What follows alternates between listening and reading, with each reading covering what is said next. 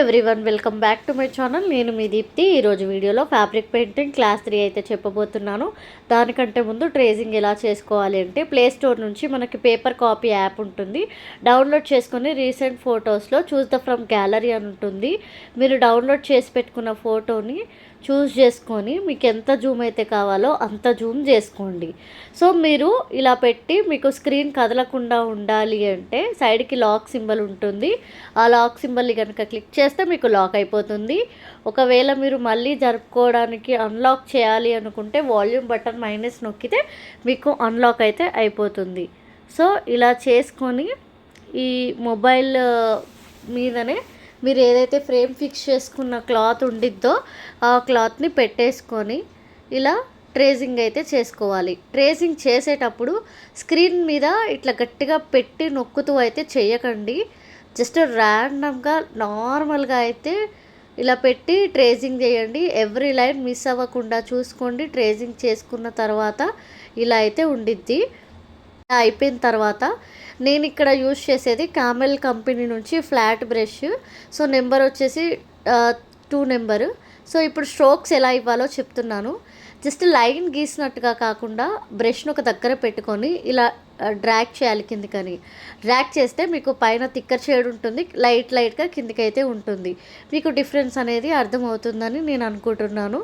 తర్వాత ఇలా ఒక పెటల్ లాగా డ్రా చేసుకొని పెటల్ ఏ షేప్ ఉంటే ఆ షేప్లో అయితే స్ట్రోక్స్ ఇచ్చుకోవాలి. తర్వాత ఇట్లా అవుట్లైనర్ అనేది వేసుకోవాలి.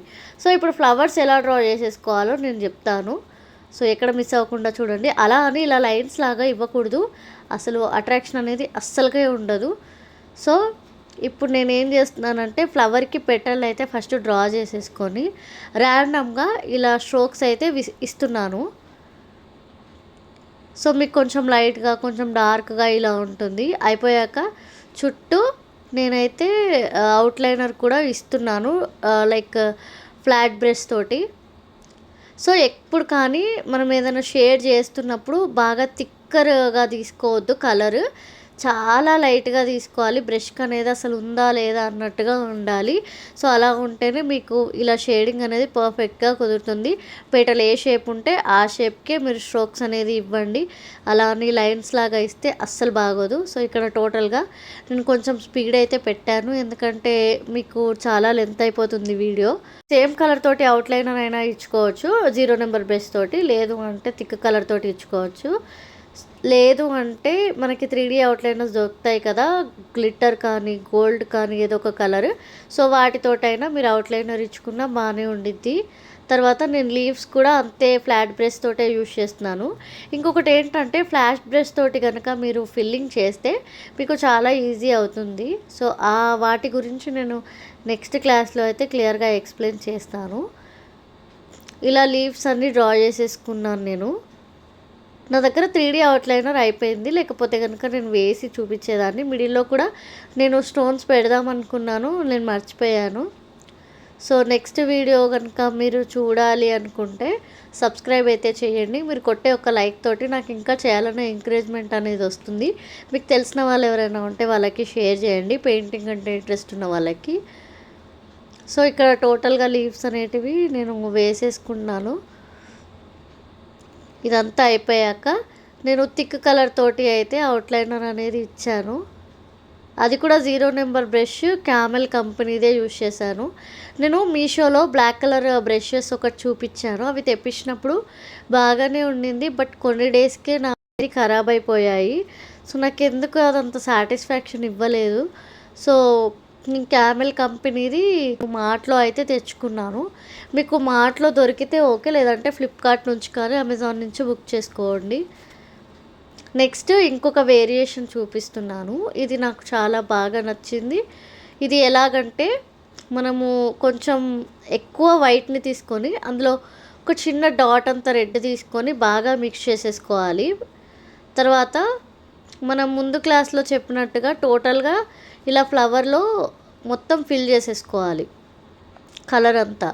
ఒకవేళ కనుక కలర్ మీరు వేసేటప్పుడు కనుక ఫ్యాన్ గాలికి అలా గట్టిగా అయిపోతే ఇది మనకి ఫెవిక్రిల్ కంపెనీ నుంచి బైండర్ దొరుకుతుంది. సో అది ఒక 2-3 డ్రాప్స్ వేస్తే కలర్ అనేది మంచి టెక్స్చర్కి వస్తుంది. ఆ టెక్స్చర్ని వేయడానికి ఈజీగా ఉంటుంది.